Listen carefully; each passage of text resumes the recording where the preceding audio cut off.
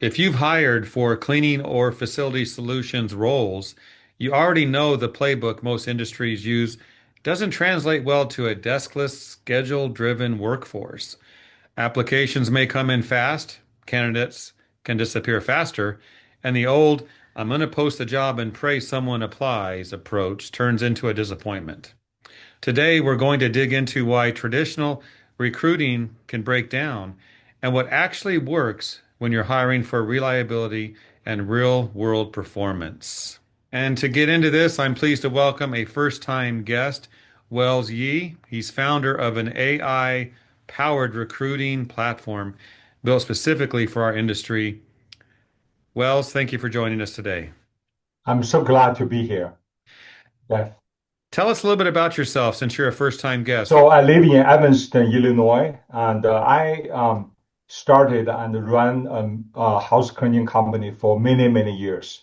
So during this journey, recruiting, dominating our operations. So because I have some data background, I have MBA, really fascinated by data. So I was able to really, testing about data, about AI, how we use that to improve our hiring performance. So the result is very amazing. So that's why I wrote a book and also established a platform to help out to spread the best practice. Now, Wells, I have to say that in ISSA and our media platforms, we have talked about, we have written, done interviews, we have covered how to find good workers, recruitment, hiring, onboarding, all of that. I can't even count how many times we've done that. But you told me before we got on that this is going to be a different discussion. Why is that? Why is this going to be so different? I think the difference is we can summarize between the two critical things, data versus intuition. I think that my old way of recruiting is very much based on intuition. And intuition is actually could be powerful if it is equipped by data, but that's not what we usually do. Many research showing that when we recruit, we form opinion unconsciously, by the way, very quickly, seconds to 5 minutes. Then the recruiting process become a confirmation process. So that's make the traditional recruiting has many holes in it. And so the data-driven approach is try to collect data to restrain our own judgment quickly.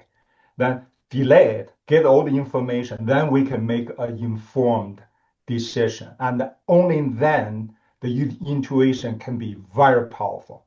I think we have all heard the cliche, don't judge a book by its cover, and that's very natural that we do that. So you're right, that intuition, but the is important, but that data-driven component, you mix it together, that's going to add some value. But I do want to ask about this uh, because we're not talking about just one type of the industry. We're talking about residential cleaning, commercial cleaning, facility solutions. What's the biggest mismatch that you see happening when some approach hiring for these different types of jobs? I would say that let's say use house cleaning versus commercial cleaning can be a very good example to elaborate. So one thing difference is that when we evaluate um, the qualification attribute, there are many things overlapping. For example, in either cases, we really want to evaluate physicality. But on the customer service uh, area, house cleaning have more in-face interaction, in-person interaction with clients. And for commercial cleaning, it a lot less.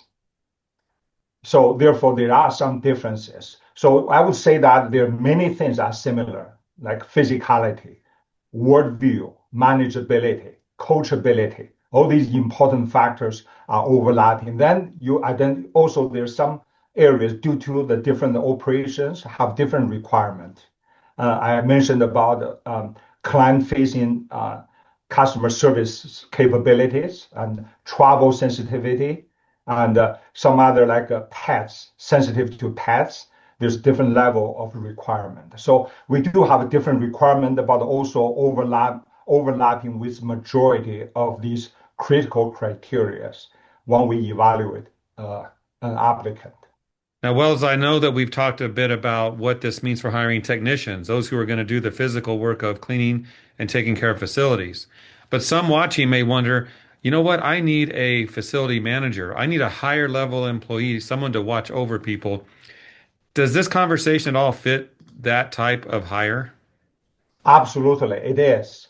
So the same thing that we got to resist for the initial intuition, the initial judgment, and then evaluate the key areas consistently to everybody. And then we're going to look at what the data is telling us, the pattern, then make a final decision.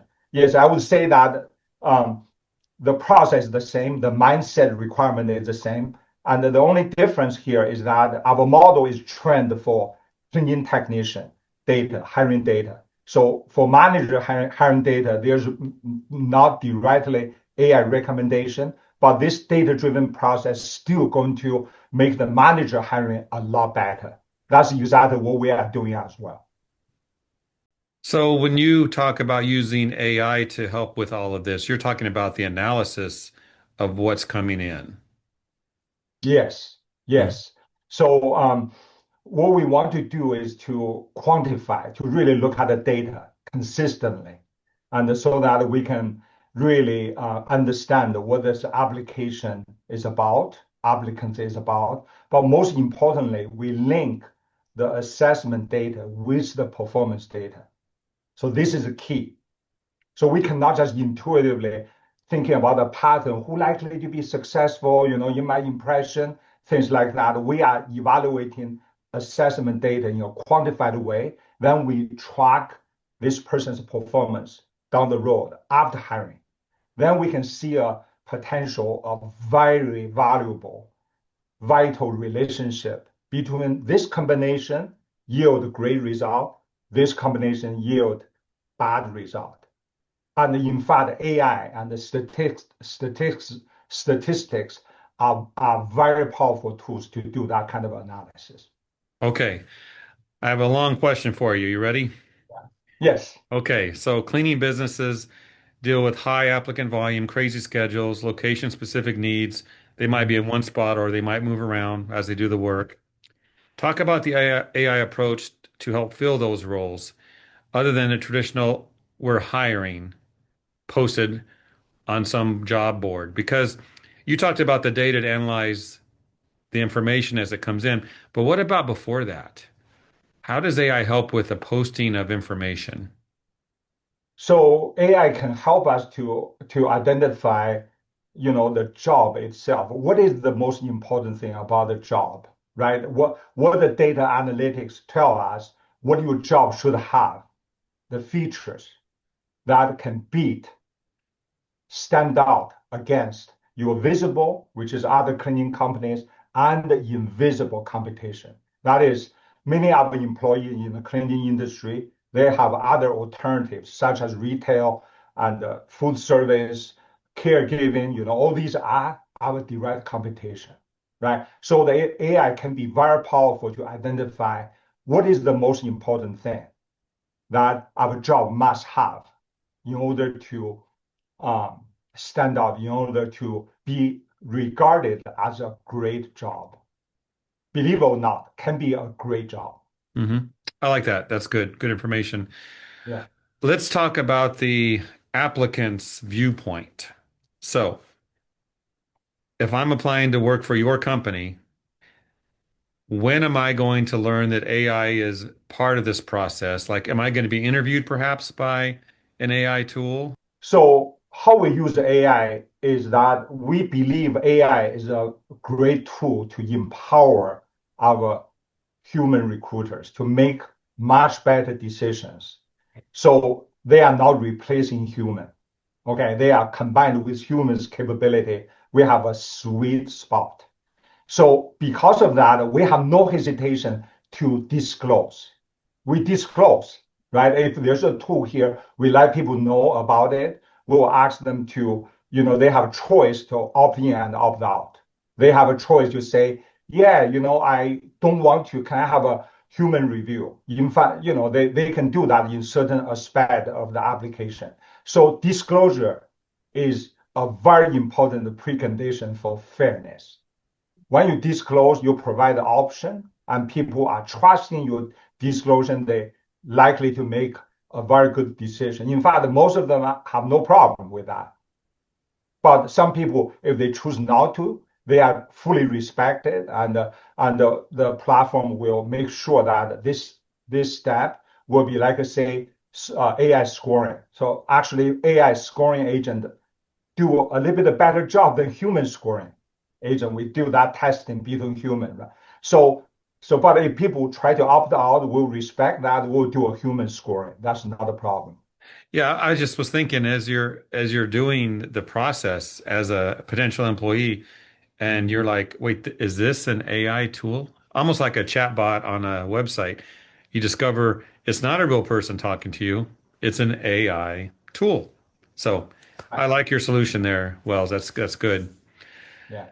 Um, okay, another question I was thinking is that if you strip away the resumes, the buzzwords when we're hiring people, trying to find the right people, what are the top one or two potential employee traits that you've noticed AI has focused on that can predict success in a cleaning role? And how does AI help you find those faster?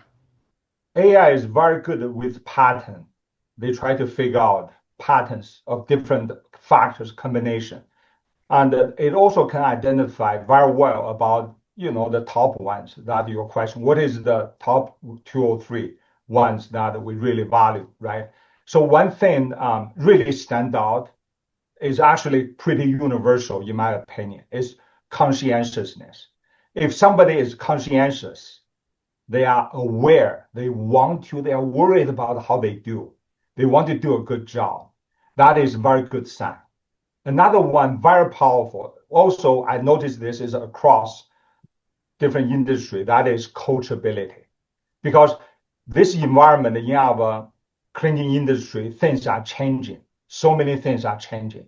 So therefore, we have to be able to adapt. People have to be able to learn, to be coached, to achieve excellence, to become better, right? So the ability to be coached, coachability is really, really critical as well.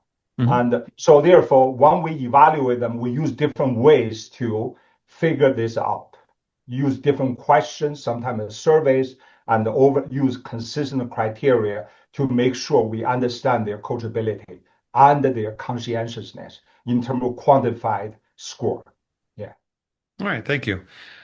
Last point I want to get into as we wrap this up.